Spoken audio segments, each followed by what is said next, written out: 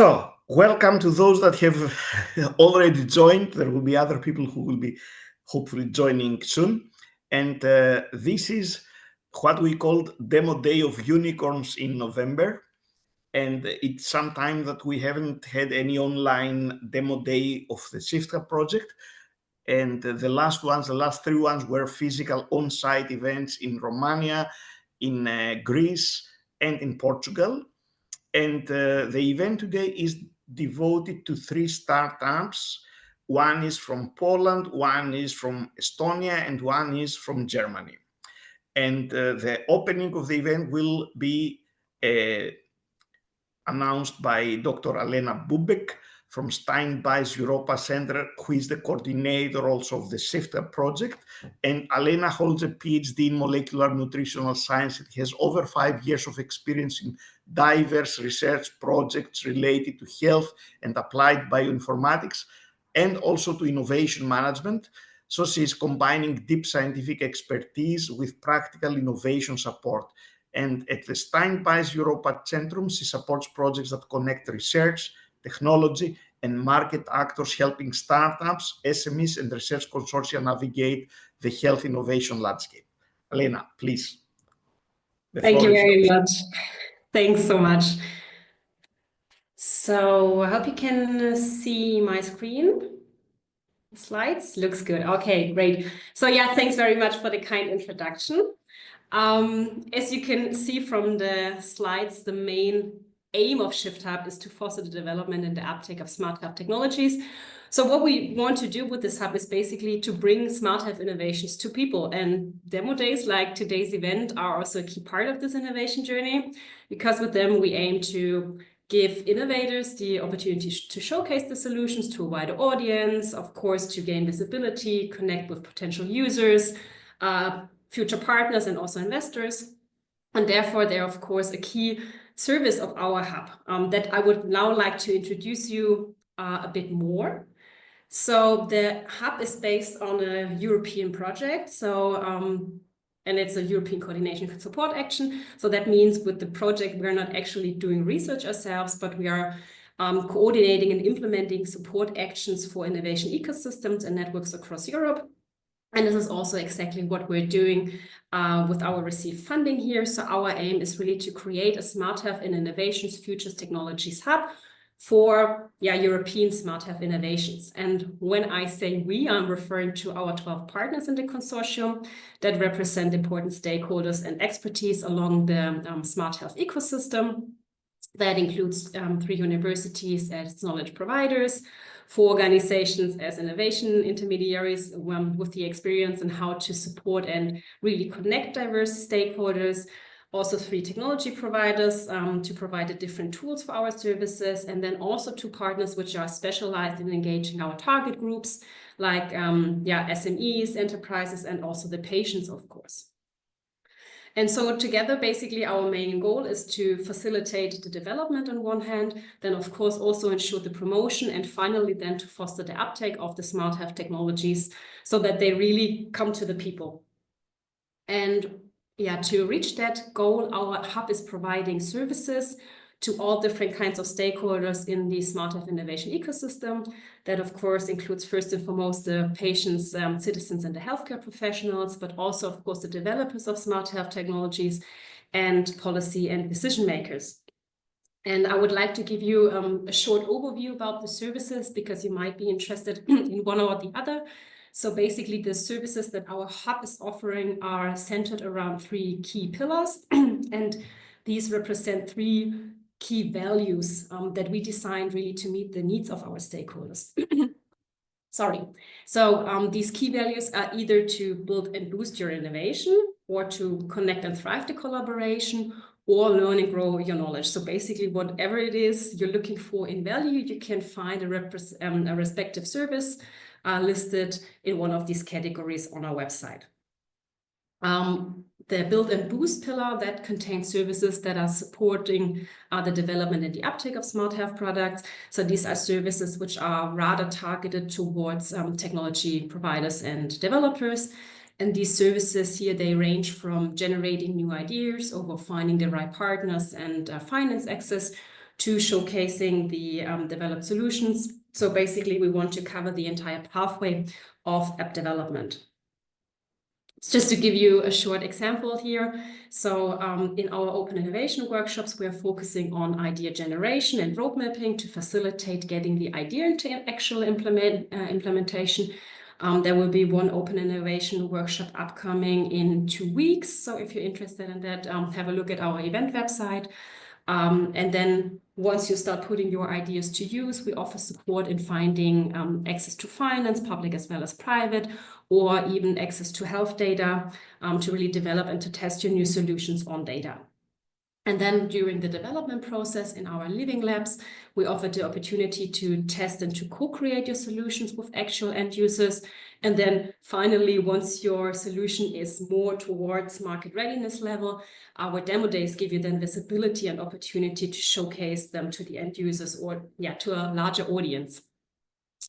The pillar in the middle, the Connect and Thrive pillar, that contains services to foster the collaboration and exchange among stakeholders of the smart health ecosystem, and also they're directed at building and supporting the smart health community across Europe. So that's more about getting really connected. One central point for that is our community platform, which hosts several online events, workshops, or matchmaking opportunities, or similar to today's event, the Demo Day. And one of the key initiatives I would like to point out here is also the focus group on e-health, which is basically a vibrant network dedicated in advancing digital health. So it fosters here the collaboration between experts to generate concrete ideas and policy positions on important topics in the smart health ecosystem, such as shared data spaces, AI, or cybersecurity, with the main goal to really inform the decision shaping in the European smart health sector. So we're not only there for, I'd say, for the developers and the citizens, but also for making policies and decisions. We also organize international conferences to connect the stakeholders. Last month we had our 3rd conference in Thessaloniki on driving innovation and data with AI. So that had over 250 participants on site and online as well, which was a great success. And then we also implement events such as our entrepreneurial discovery workshops, in which we identify and compare challenges, barriers, and structures of regional innovation ecosystems, also with the goal to inform more informed decision-making. And if you're interested in what we found out here, we only recently published our policy recommendations that were drawn from these events. So if you're interested in that, I encourage you to have a look at them. If we would like to find out more about the needs of regional innovation ecosystems and how they can be supported better, and basically see if that also reflects your needs. If we look back at the services, now our 3rd pillar is the Learn and Growth pillar, where we really focus our services on fostering the exchange of knowledges and practices. So some services focus here more on the citizens or healthcare professionals, such as the educational resources on smart health and digital applications. So this is basically a collection of educational courses and material that we offer you to increase the trust and improve the literacy in using smart health technologies. We also provide a gamified user journey, which is built around 5 mini games on different healthcare aspects and diseases, with the aim to increase the population's knowledge on smart health related matters. So if you would need 2 or 3 minutes of some off time from work, we can have a look at those mini games and also try them yourself. And then the last service is the capacity building workshops. They focus, on the other hand, more of the exchange of professional ecosystem stakeholders, such as digital innovation hubs, research institutions, policymakers, or healthcare providers, because in these workshops, we facilitate the exchange of knowledge and best practices on different topics, such as open innovation or the living lab methodologies, or test before invest strategy. So these are more focused on the methodologies of providing these services to an ecosystem. So that was just like a really short overview of the different services. You can find more information on them on our website. And before I close my introduction to the project, I would like to point out one key feature of the ShiftHub community a bit more that might be of special interest to you. Because with the registration to today's event, you have already joined our ShiftHub community. So that's basically a platform, the community platform is a dynamic online space with the aim to connect the stakeholders here of the SmartHealth ecosystem to foster the collaboration between them. Currently, the community connects more than 650 international members, which provides them, among others, a marketplace to showcase the solutions or to find partnerships. And additionally, via this platform, you gain also access to many events, such as the brokerage events, B2B matchmakings, focus group, other workshops, or other networking opportunities, such as today's demo day. I'd like to especially point out the marketplace here because you can showcase your offers basically and partnerships and investment opportunities as well as project cooperations. So basically you have here the chance to browse the offers of other community members and then reach out to them by direct messaging. So for example, if someone is posting a project collaboration and you're interested in that, you can directly reach out to them without sharing any contact information before that. Or if you're looking for a new partner or an investor yourself, you have the opportunity to offer to publish your offers there. So I encourage you to have a look at them also maybe for our speakers today. So that would be also a great way to advertise your services or products there as well. So if that is of interest to you, I encourage you to explore that. And then, maybe showcase your solutions there as well. And other than that, if you're interested in learning more about our project, future events, and the other services, we're happy if you become part or stay part of our ShiftHub community. You can find the information on our website, our LinkedIn account, or basically reach out to me or our ShiftHub colleagues anytime. And now, without any further ado, I would like to open the demo day and open the demonstrations. Thanks. Thanks, Alina. So just only from my side, because I don't want that we spend time on anything else than what we will be shown now by the 3 SMEs and 3 startups. We had a dilemma, the order of appearance. And then we understood that a good idea might be to start from the east. So we have in the beginning the Estonian CyberWise Space startup, and then go a little more towards west with a VR Neuralink AI from Poland, and then we come to Germany with Mimitech AI. So Olga, the floor is yours. Olga will be presenting WiseSpace, that is a healthcare data de-identification tool, and her startup is CyberWise Space. It's good, Olga, if afterwards you can also add in the chat box the website of your company. Thank you. So, Olga, you may share the screen. Great. And we can start. Great. Hello, everyone. Thank you, Adamantios, for invitation and for introduction. Yes, so my name is Olga. I will just briefly give introduction about a startup, and after that I will show. So we are focusing on healthcare data anonymization, which is very complex because data formats are different, they are complex, you need technical expertise for that, and you need privacy expertise for that, but it doesn't have to be complex for end users. And this is the main thing that we are trying to solve with our solution. So let me share the screen. Here's this one. Okay, now you should see the tool. Yes. Okay. Yeah. Okay. Great. So the tool is very simple for the user. We show what formats we support, which are the main formats that are in healthcare for healthcare records. And it's very important that data sharing is compliant with GDPR.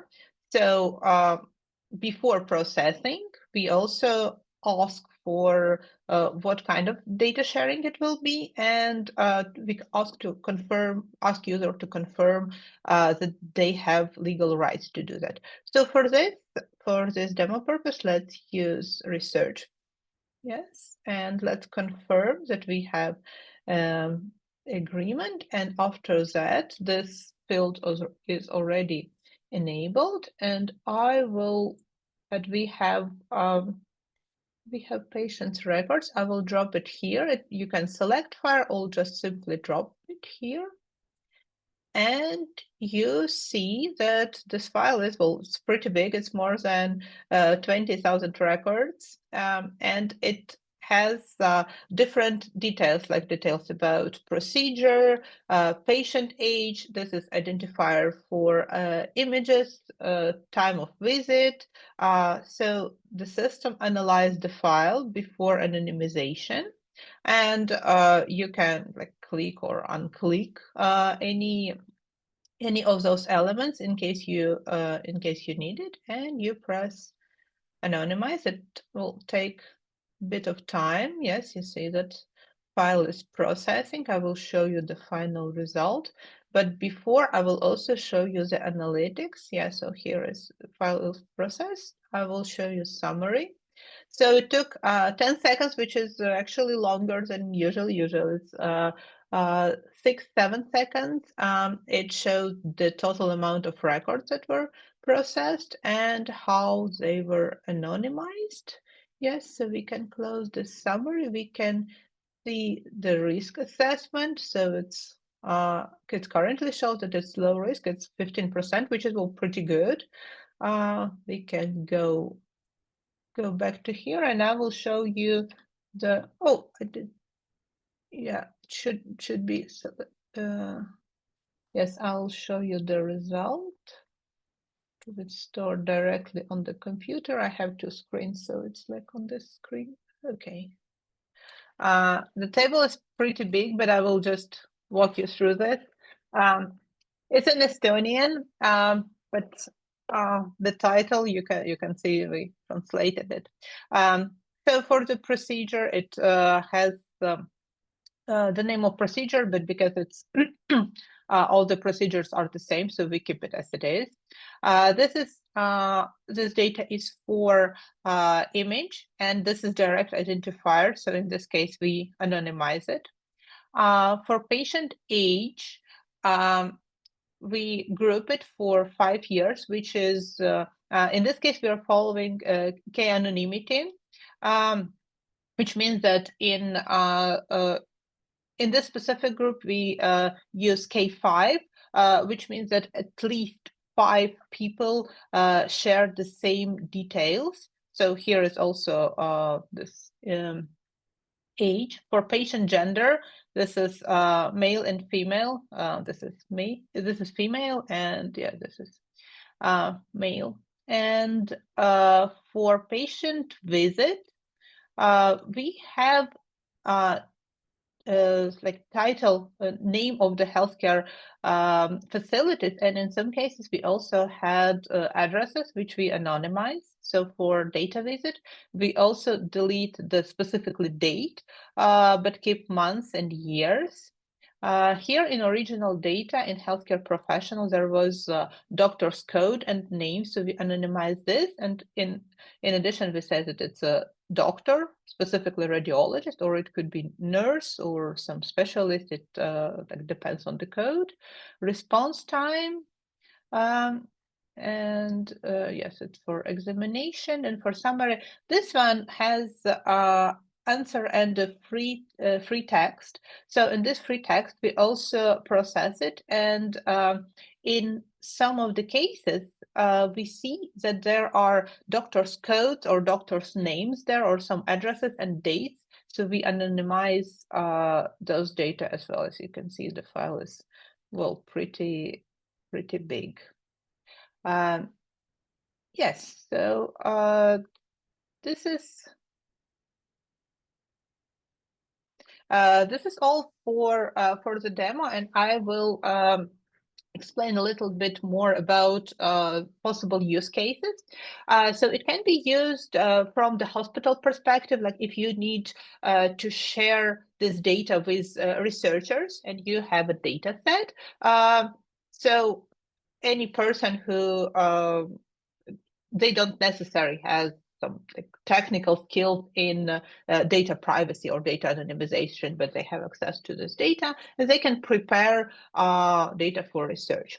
Or it could be the way that, for example, in Estonia, we have electronic healthcare records that could be downloaded from a national system, and I can get my own data and de-identify it and use it for some analytics, for example, without revealing my my identity. So it works with both data sets and with individual person records, where we delete name of like name of the person, organization, all identifiers from the specifically from the record, and we speed up the process of data anonymization for both hospitals and for individual levels. Yes, I think that's all from my side, and I will be happy to answer your questions, and I will provide the data how you can contact me. Thank you. Let me ask you only a few questions. Olga, you have already incorporated. So CyberWise is established as a startup, as an SME in Estonia. Have you already been preparing some planning for fundraising from your side? Or of course you can disclose as much as you like, because the idea of the context of SafeHub is to also help startups or even groups of people or individuals that are planning to build their startup to have access to funding. So in this respect, the participants and the people who participate, but also the people who will also later watch the video, they can contact you. But what is actually your planning currently, or your most important needs, or what you would like to see happening? Yes, thank you for this question. It's very important that we are looking for two things. First, it's collaboration with medical organization who has those needs for data anonymization, that maybe we can apply for different grants together. That's one thing. And another thing is, well, exactly funding, that we have this product that is already working. It's like a initial version, but it provides the results. So we are indeed incorporated. We were also in Estonia participating in one acceleration program, and we got to I think top 40, yes, which is also pretty good. And we will be interested in cooperation in terms of funding. We will be happy to discuss more with potential partners. Okay. Another thing that comes to my mind is that, of course, SafeHub is focused on health innovation ecosystems and smart health, but the thing is that health is a difficult market because of the privacy of data, especially for companies like yours or like Mimitech that we will have them presenting later, which means that from your side, you see that it might be that you might address some other markets or have customers from fields other than health, so that you might later on build some installed base of customers to sustain your business, and then health market might mature or bring customers with a little more delay. Or what are your thoughts about this? Definitely, it's very complicated to go to healthcare market. We are currently focusing on that, but in general, I would say that our tool could be, although it's currently tailored for healthcare, but the structure of the data could be similar in other fields. For example, there are fields like finances.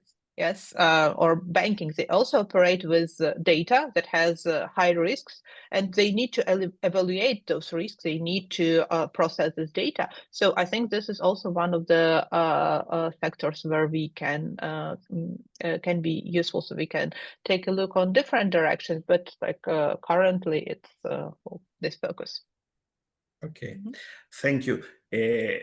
We can now proceed, but not with Raman, but with Michael Bemler and Michael Sopa from Mimitech, because there was a connection problem for Raman, but also from the content perspective, your presentation of Mimitech may be very relevant.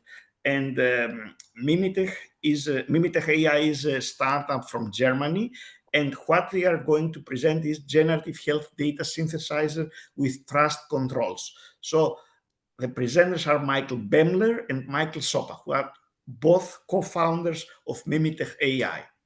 So if you we are there. like to, and sorry for this short notice, but I also did No not problem.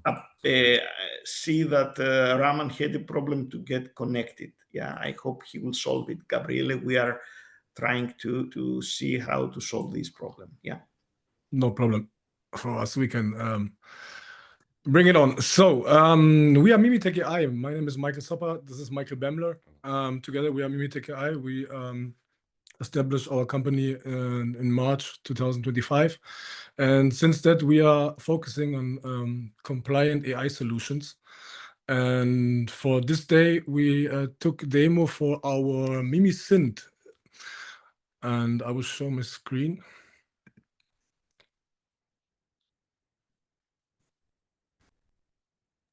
First of all, I will take you through a presentation. We see your screen. Yeah, we see your screen, Michael. Yeah. Good. First of all, I will take you through the presentation, and afterwards I will show you the platform. So MimiSynth by Mimitech AI is a data-driven medtech innovation for synthetic data. It's compliant, GDPR compliant. So the problem what we have actually in the market is healthcare companies are sitting on treasure, a lot of patient data, but they are unable to use for AI training for a lot of things. So we thought how you can solve this problem.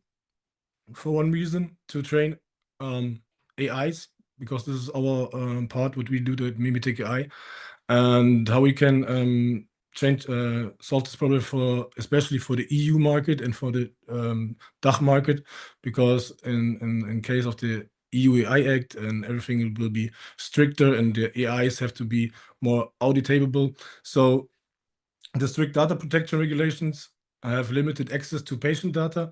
So for the AI training, you need months for anonymization. Okay, good. For this, what she bring up in front of us for the anonymization was a good part. And ethic communities, legal reviews. The re-identification is anonymized patient data remains a real danger, and unusable dummy data leads to incorrect diagnostic in AI models. So we can't train the future AI models that can help us in the medtech branch, for example, for anything, for example, for checking healthcare data or pictures or everything, when the data what we use for the training models are bad or not good. So then the AI model is not good and not so good in this job. So medtech processes are stagnating and slowing down to develop. So and that we can proceed and do it faster. And this is our solution, MimiSynth, our platform for statistically validated AI-generated synthetic data. So access is secure. You can have MimiSynth local on your device, or you can go with an access control into MimiSynth, and you can put up your realistic data in minutes instead of months, completely anonymous data with a connection to real individuals. the data perfectly mirrors the statistic patterns of your original data. You become a quality report afterwards. So how it works, simply, transparent, and secure.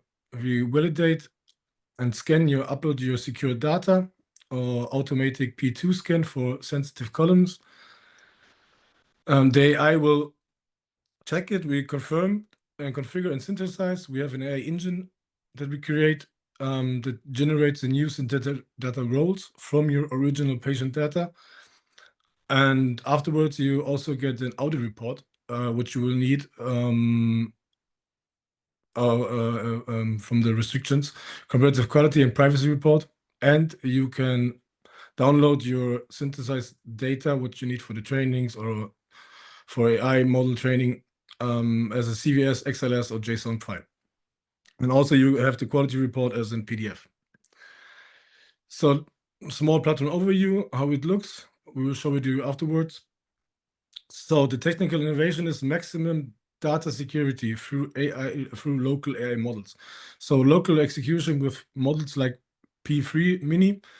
It's from Microsoft, and it's very good in MedTech branch.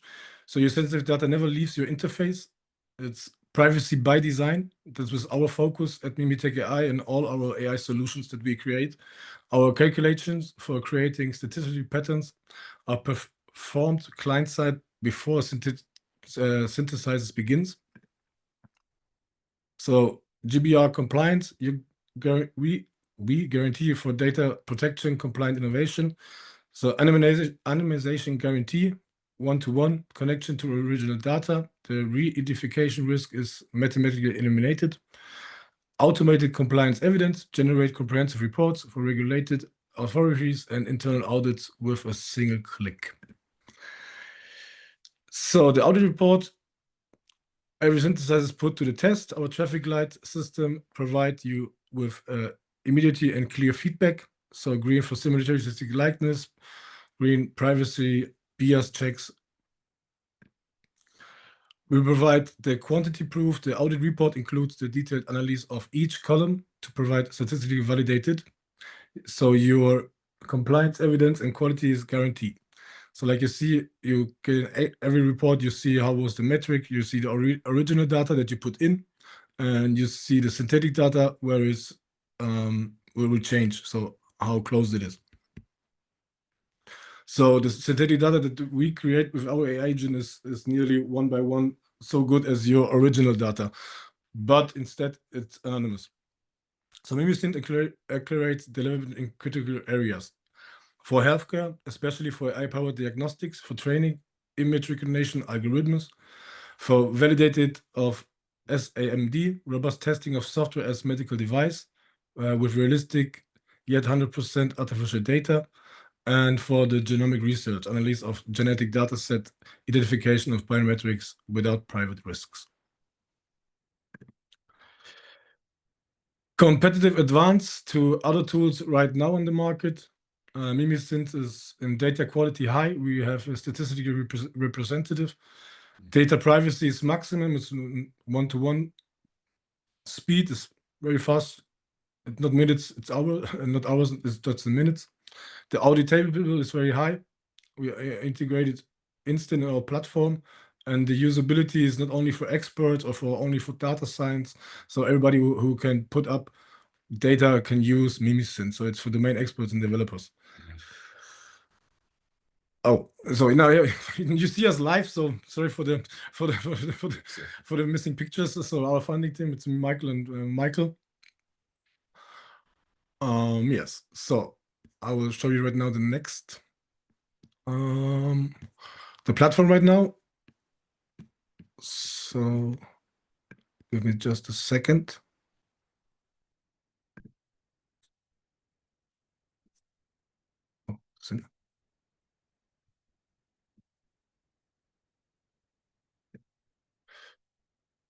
So, can you see me, MimiSynth? Yes, yes. Yes, perfect, thanks. So it's right now in German. I hope that's not the problem. We can also switch it in English. Later on we will do it.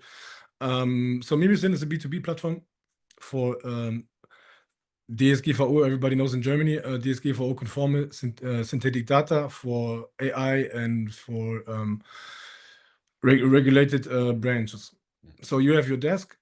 We have a demo counter right now, so we can go in.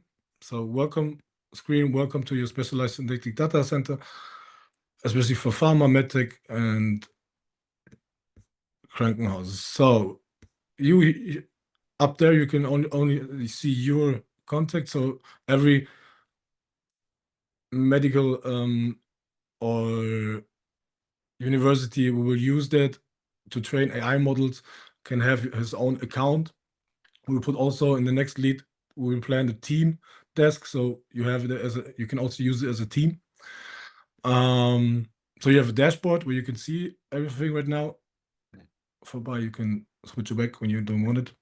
So you have the synthetic data jobs that already well done. Right now we don't have anything done. We will do it right now together. Then you have the audit logs where you see, okay, who's get into MimiSynth. You see we are right now, data time, and here you can do your settings, thanks, your project settings, what you want to do, and you can set your own quality standards, because we know every institution have maybe his own quality standards for this, especially AI model, so you can change it and you can save it. So, but for now, let's do as a job. We have pharma tech deck. So we have already samples to show you. So you are here, you upload your data. It will show it right like here, your data that you upload, your patient data, mail, what he had at Ignaios. He will check this all. Then you can choose what you need as user synthetic data. For example, you don't need age or blood pressures. You can switch it off, or medical or age. Which AI model you can do it. Gemini is maybe when you have RPE, but we will take this out from our project. Then with Femini local, it's the best version because that was what we will prefer for everybody, because you will be compliant full stack. So this will go out. So then you can choose how much synthetic data you need. If it is 10,000, 5,000, how much you want to train your model, for example. We'll do it now with 10,000, and then you start the job. It's take a time, like you see, not months, just minutes. And then you see the synthetic data is done. You have an report. You see the similarity. You see the privacy score, the BS check. So how much we missed, for example, from the original data is just 0.6. The member interface, attribute interfaces, you see the age, the colorectal matrix from the synthetic data, from the original data, from the synthetic data. You have the original versus synthetic data as a report. Here you have it, the detail analysis, and then you can download it, for example, or you can download the PDF report for your own documentation. So, and then you can see here the job is done. From here you can go to the details or go backwards. You see the audit logs. You see who put up this data, who did synthesize the data, and who downloaded the data. So everything is validated, and you see it here. Yes. So this is our project, and now I'm ready for all your questions. Thanks, Michael. And the question is the same that I asked before to Olga. So you know that health and market and customers in the health field, like hospitals or Yes. research centers, medical research centers, they are very sensitive with data. But Yes. I understand there that your solution can be customized also to other markets. And on the other hand, what I understand is that you also offer this solution so that people will be using it in their premises without any need to expose their data outside of Yes. their institutions. Okay. Yes. Also, we run it on our own DGX services. So the data will be in Germany when the users will want to join to Mimicint as a normal customer for now. But when partners or especially medical services want to use Mimicint as an own platform for then we can talk about licenses and everything. That's the plan, yeah. Because we see it in other countries, especially in America, and especially in every countries around Europe, that it's going faster in the medical services and the AI training models and the systems that they're bringing out. And the only problem in the EU and especially in Germany and the DACH region is to be compliant in the setup and with the AI models. And the EU AI Act in the next year will do it a little bit tougher for publishing new AI models in this sector, and that's why we created this Mimicint for synthetic data that be compliant, that we can train especially our own AI models with this synthetic data to put out new platforms for medical services around Europe. So that's the plan, and for this we searching for investors and partners. Yeah. Okay, thank you. And Raman has joined, so we will go now to Raman. But before going to Raman and giving the floor to him for his presentation, I would like to mention that actually these three startups that we present today, it's not accidental that we have them, because we are planning something for the health cluster of Horizon Europe for 26, but still this is under planning, so it's nothing there that we can give some specific information. Of course, the idea there, because also from SIFHub's idea, it was about offering a hub that would be open to all actors. So the idea there is that we will invite anyone who may position themselves in the health ecosystem to be involved in that project that we are planning for the health cluster of Horizon Europe in 26. So in this respect, all people who have registered from the platform of the SIFHub platform will be able to receive information about this later on, but this will happen in the first months of 26. So thank you again, both Michael Bemler and Michael Sopa. And Thank now we go to Raman. Thank you. And Raman is the founder and the CEO of VR Neuralink AI in Poland. And what he will be presenting is neurodiagnostics, measurable rehabilitation, and process automation, both remotely and in clinics, and this powered by virtual reality and artificial intelligence. So, Raman, the floor is yours. You can share your screen. Now we also see you. So, thank you. Yes, hello everyone. Thank you for this one opportunity to tell a little bit about our diagnostic and rehabilitation approach and about our solution. I share my screen now. Okay, do you see my screen? Yes, we see your screen. Great. Yes, VR Neuralink AI, it's about neurodiagnostic, neurorehabilitation, and central nervous system and balance, and process automation for our specialists. I start from not from product, a little bit about context, because you should understand what we do, why we do it, and what next we want to do. Because today more than 3 billion people live with neurological disorders. It's not our statistic, it's statistic WHO, and only 10% have access to recovery. I'm a physiotherapist with 7 years experience and more than 10 years in the business.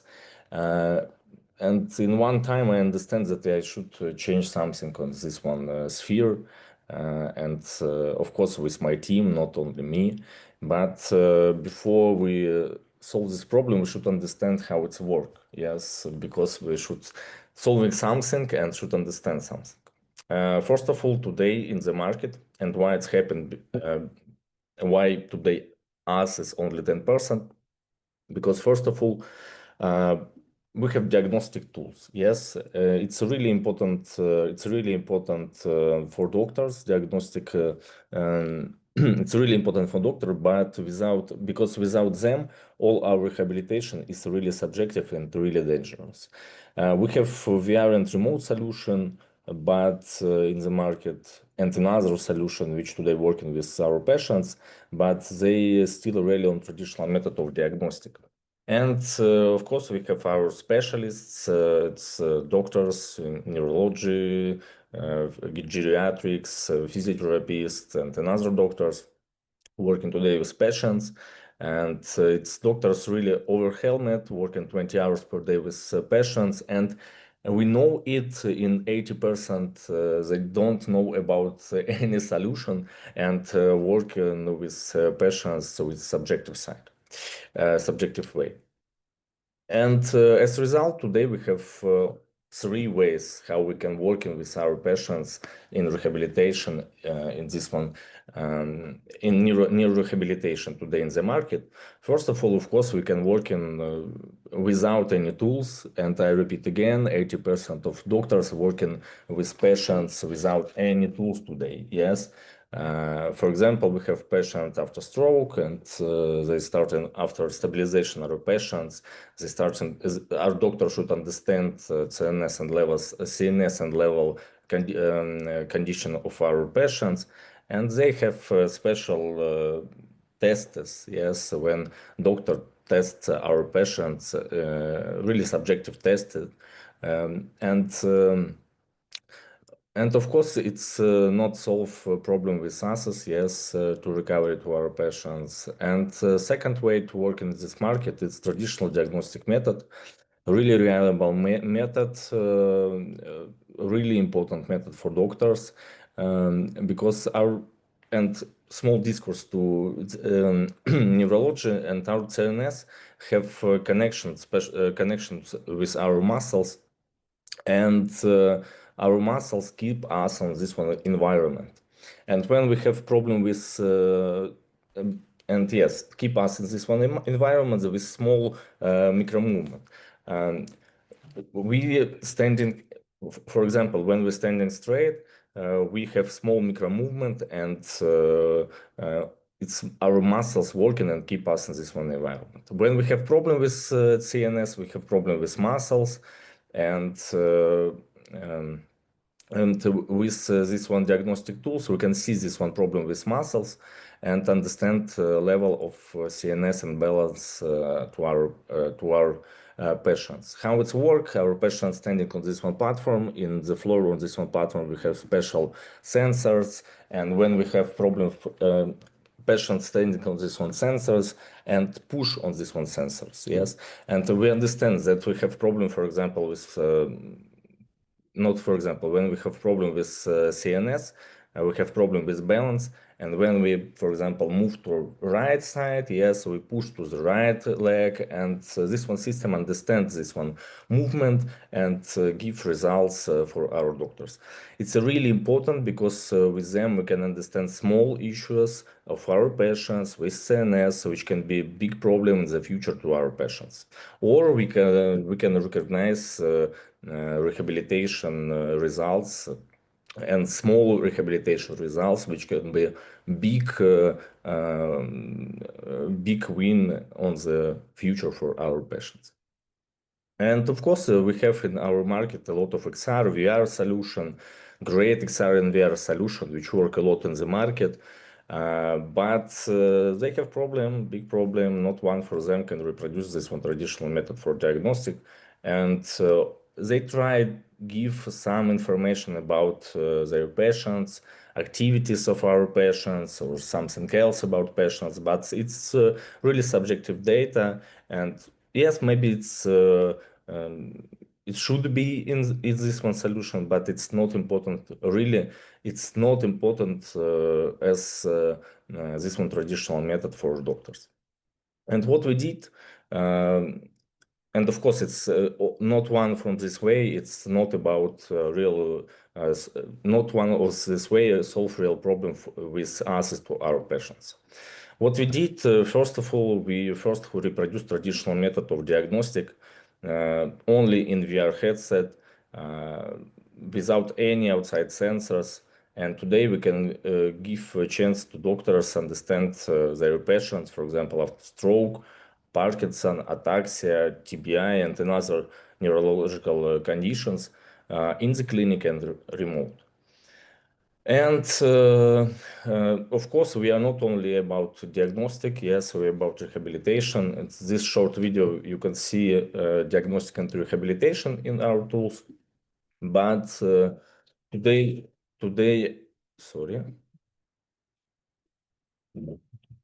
But today, it's not about, okay, I tell a little bit about my solution and that's it. And I share my screen and show you how it's worked today in reality. Okay. Do you see my screen now?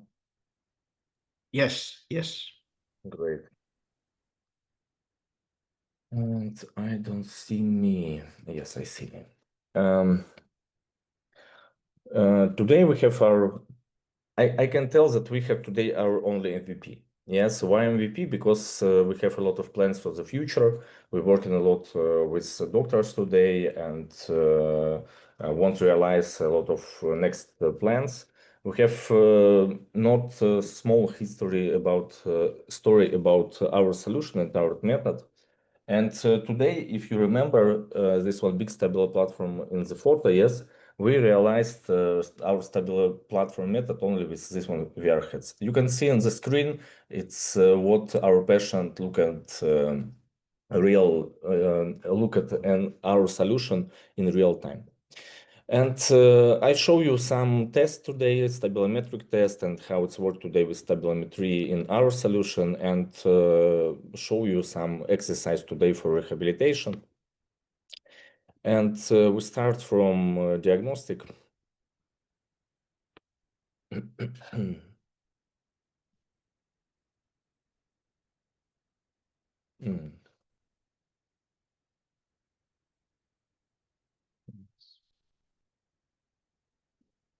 One second.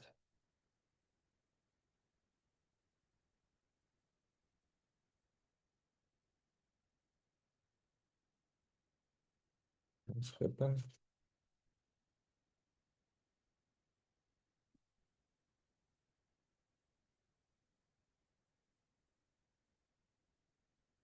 Okay.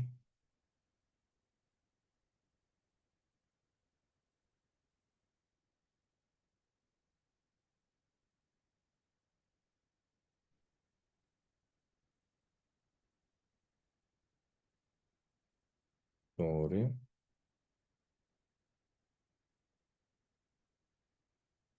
No worries, Raman. Just a comment from my So side. I'm not worried about it. Yeah. No, don't worry. You can fix it. Take your time. But just for information of all participants, that all people who have a background in computer science and software development, we know how it is with live demos. But this is what actually we wanted to avoid. So instead of having us taking the safe side of showing slides only, we purposefully and consciously and deliberately want to have some live demo, even though we know that sometimes things don't work as expected. But this is very normal and very well expected. Otherwise, I think that someone might have doubts about how live is the demo. So Raman, feel comfortable to fix it? Adamantias, I don't think about it. Yes, I think about it, but I don't worry about it. Yes, I'm switch on my solution and Yeah. maybe some hours ago, and I will be ready for this one presentation. I have two screens for show you how it's working, and it's interesting why it's glitch now and. Take a little bit time for me for fixing it. Yeah, no worry. We can wait for a while. It's it's happened. It's our life. It's happened real real time, which we not happen. Yeah. I don't know why. Yeah. But everything worked all the time. It's now it should be. Yeah.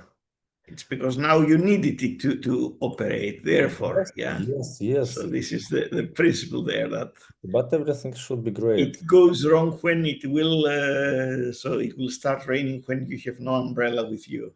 Yes. Yeah.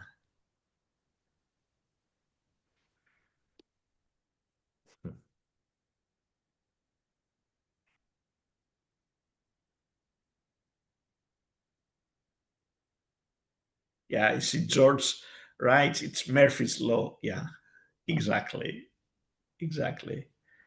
Or evil eye, as we might say in Greece or in Turkey, that the idea is that there is a curse there. Yeah.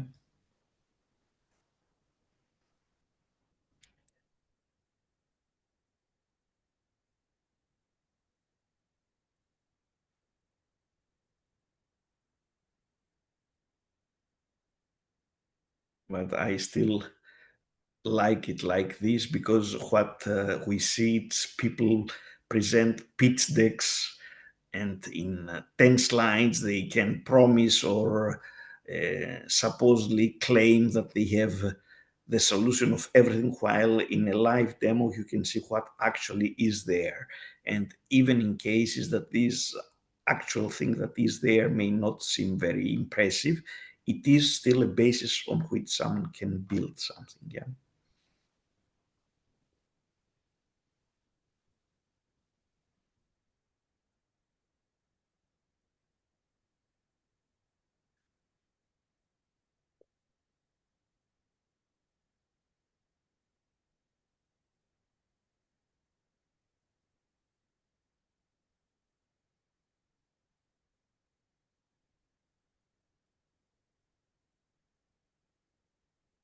Mm.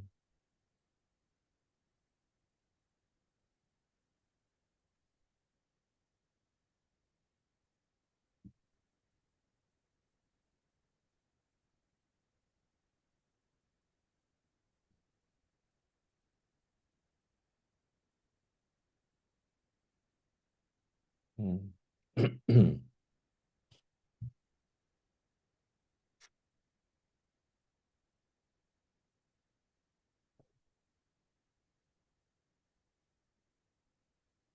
Sorry, take 2 minutes for fix it.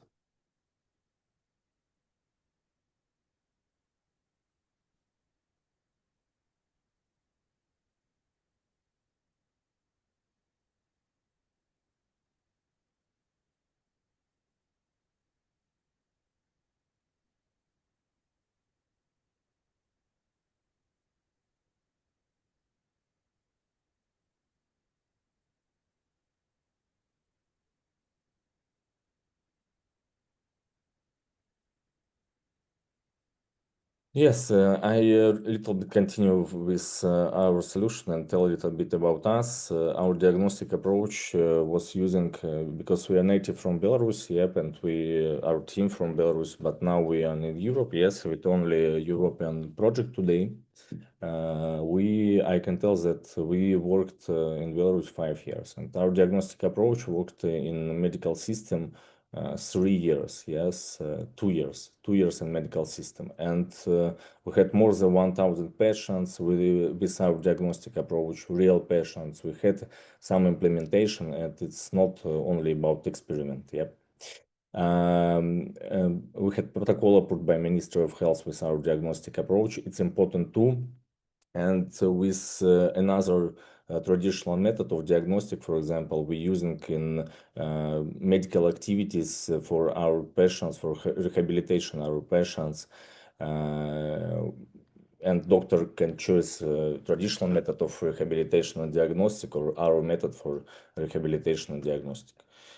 Today we are in Europe, and we have some clinical partners, and we have some university partners. Only 6-7 months we're working in Europe, but we signed contract with Vive. It's one of the large manufacturers who produce VR glasses, We have Germany clinic to our board today. It's Mitchell Group. We have some conversation and some people from Medical Valley. It's Germany Alliance of Clinics give to us intro to Charité, and in the next week we have a conversation with Charité. And I come back to this one. I repeat that traditional diagnostics, stabilometric diagnostic, really important for doctors, and they realize today this one diagnostic only with big platforms or manually working with our patient with special tests. And this one special test, and then our patient stayed straight, for example, as they look at our patients, okay, everything great. And after that, our patient close eyes and it's working with or do something special, yes. And our doctor look at patients and understand, okay, we have problem or not, and our patient fall or not. If our patient fall, they tell that it's a problem. If not, no. And it's really subjective. We understand. With our method, we can understand CNS level balance with our patients only with VR headset, and it's take a little bit time for me because I should connect it to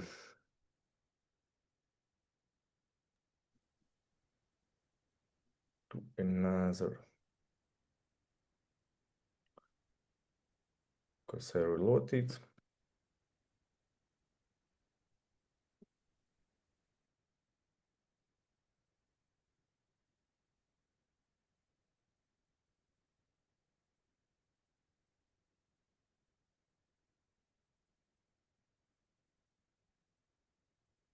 Why?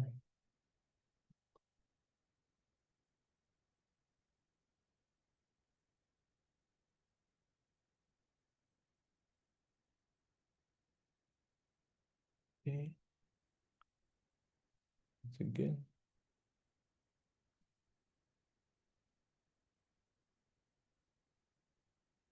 Yes, now everything will be great.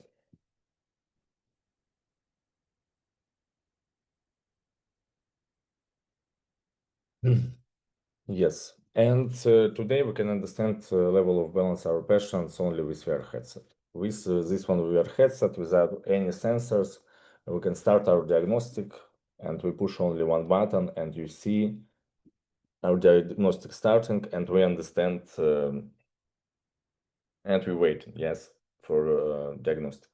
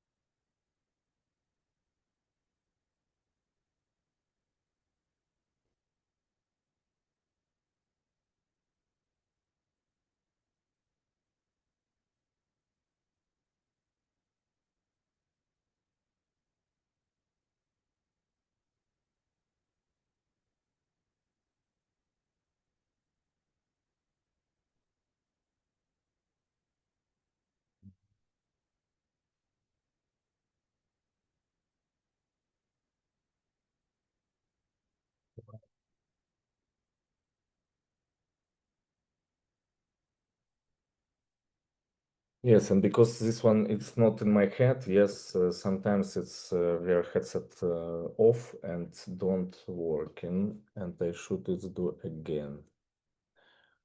And I should it do again. Sorry for this one. Yes. And you can see on the right side, center of balance of our patients, and I special move for this one headset to the right for showing how it's worked today. And for example, we ask our patients, it's a standard stabilometric test, close eyes, for example, or raise hand to the left side or something else. and we see that balance of our patients move to the left side, and now I'm special move my headset to the left.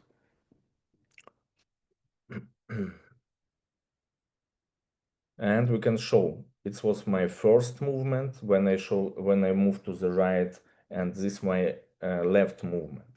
And you can say, okay, you move to the right, you move to the left, but you tell about short and small issues on our patients. And I show you again, and why you see some information, some numbers of this one method. Now I'm a little bit moved my headset and start next diagnostic to the left side.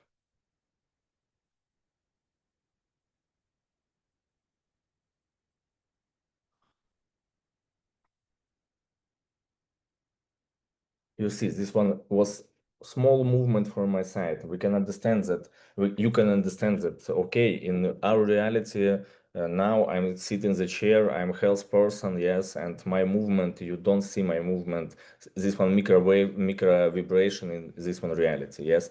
With our patients can be in the same way, yes, we can see, and doctor can see sometimes this one small movement, small issues, which can be in the future big problem for our patients. And for that, we have two data, yes, for our doctors, really important data for our doctors. It's area for this one movement and speed of this one movement and how it change, and we can compare this data and understand have problem or not our patients today. This one patients don't have problem now because we have special rates, and this one's rates show to us that it's not a big problem for us today. And you can I mentioned that this one method can work in home and in clinic, and it's really important because it's can give a chance for a lot of patients who need in the rehabilitation, measurable rehabilitation with control of doctors, but don't have access to some clinics for some instrument and another thing for solution to rehabilitation, get access to recovery at home and working with their doctors at home and understand that doctors can control their rehabilitation. And because I tell now about rehabilitation, I show you how it's work with rehabilitation and how session going with real patients. When we start when we start the rehabilitation session with our patient, we start diagnostic. You see this one diagnostic, and you see that now I move my avatar, and you can see this one is the right side, that I move my avatar to the left side special for show you. And in this screen, so we can see on this one screen, we can see real data about real, not real data, real screen, what our I retry because they off again, because yes, and you can see on this one screen real picture what our patients see on the screen.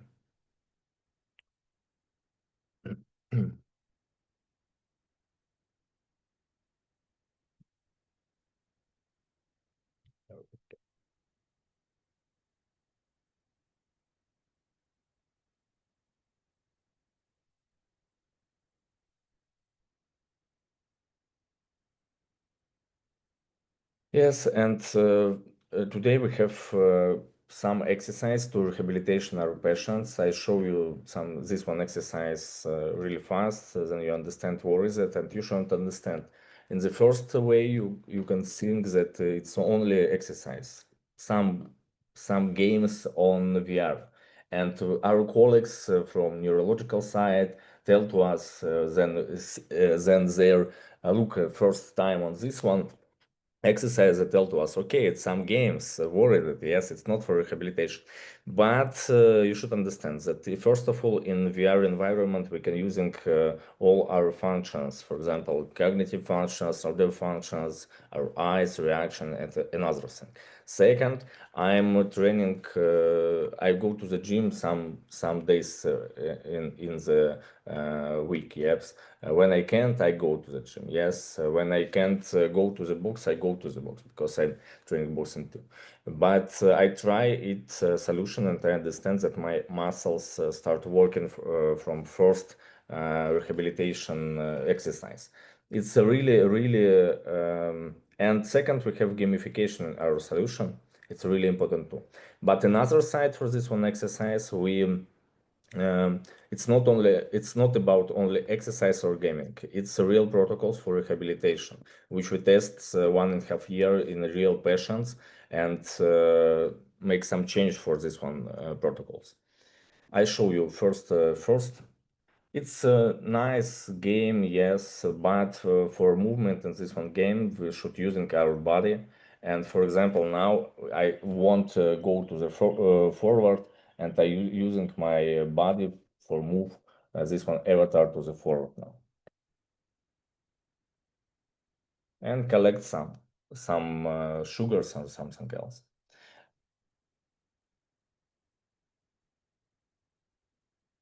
It's really interesting. We collect the reaction of our patient, and it's really interesting for our patients.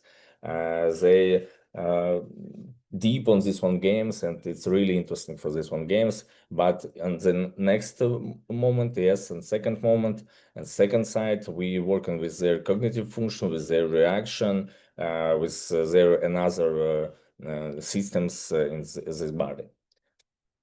Another today doctors choose because doctor understand how nervous system work for their patients and choose a level for rehabilitation themselves because it's only MVP. But next planning for us, you can see this one avatar all the time. Another thing we should try do and keep on this one platform, this one avatar. But next step for us, it's automate this process for our physiotherapist and our specialists and our patients. Yes.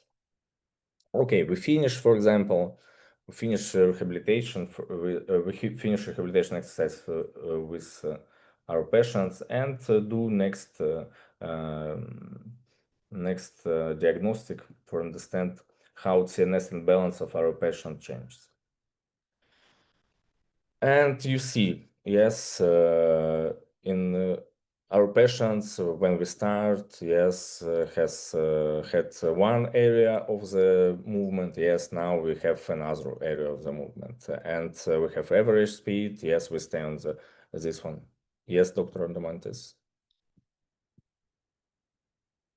Wanted to mention that actually all this data that might be collected might be also assessed either at the time that the rehabilitation service to some stroke patient is provided, or being used historically for some longitudinal studies. So this is actually the common denominator with also the two other previous presenters, that it's something that you will for sure build these data repositories of patients' data, yeah? Yes, of course, it's not only about, it's data really important for our doctors, yes. They should understand level, it's first, how our doctors working today, they should understand the CNS and levels balance. CNS and balance level of our patients before they start working with them. Yes, after that, they get special protocol for rehabilitation or writing manually program for rehabilitation and start working manually. It's market, this one market, yes, how it's market working today. Next way, of course, 80% of doctors working with this one test only manually, yes, and it's data not real, and it's work 50-50, yes. If it's happened great, we understand our patient great. It's not, and it's really subjective. We today can give for our doctors a real great instrument, a reliable instrument, which costs for them €1.5 per one session, yes, and that's it. And they can using this one method not only in the clinics.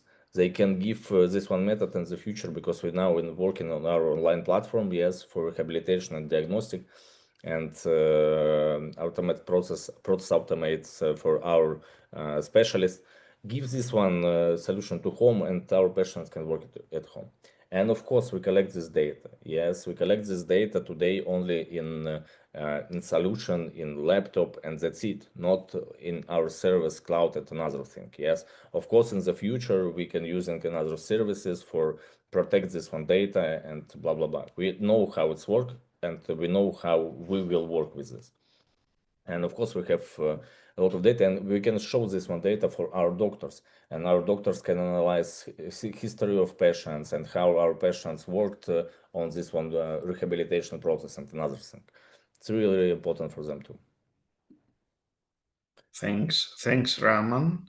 Yes. And I think that if there are no other questions to Raman or to the previous two presenters, from my side, what I would like to mention is that this common denominator in both all three presentations today is the fact that they are dealing with data, and it's something that we all know about the European health data space. And what I have been myself experiencing is that people had a totally wrong understanding about this data space. So actually, data space is same like it is the single euro payment area, SEPA, which is a concept in order to facilitate payments, transactions in Europe. So the European health data space is a similar thing. So it's not something like building a standalone solution and then trying to build interoperability with some other systems. So it's something like a conceptual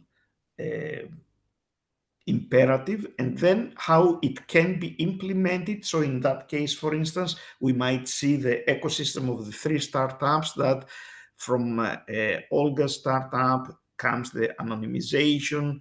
From Mimitek side, there came the generation of synthetic data for training models, and then from Raman's startup may come a specific use case about how can be offered a solution for stroke rehabilitation, amongst others, for patients who had a stroke, but not necessarily in a single hospital, but this is a solution that might be deployed in hospitals or in rehabilitation centers all over Europe, from Poland to Portugal or from Sweden to Greece. I don't know if Alina, you would like to say some final words, but we will share with you the video of this presentation. And as said before, we will see who has registered to this event so that you will receive information from our side at some point in late January or early February about our collaboration plan in the context of the Horizon Europe work program for 26. So that's all from my side, and I would like to thank you, but I see Gabriele uses some questionnaire there. Please, Alina, please. Yeah, just like very few remarks from my side. So thanks, first of all, to our presenters for the inspiring demonstrations. I think Adamantios summarized it quite nicely, how all these different demos were also connected. So no need to add anything from my side. And of course, thanks everyone who joined us today. All I want to add from my side is just like highlighting that events like this are really vital for strengthening the European innovation ecosystem by really bringing together innovators, the researchers and the stakeholders across the ecosystem, and yeah, just helping new ideas to gain visibility and also traction. So just from the bottom of my heart, I encourage you to stay connected within the community. Yeah, explore the collaboration opportunities out there, even using our platform or beyond. So there's a great network out there, and just continue the discussions yeah, beyond today's event. And on behalf of the entire ShiftHub team, I can just say thanks for being with us today, and we're looking very much forward to seeing you in other events as well. Many thanks. Bye-bye. Bye-bye to all. Bye-bye. Have a great day. Thanks. Bye.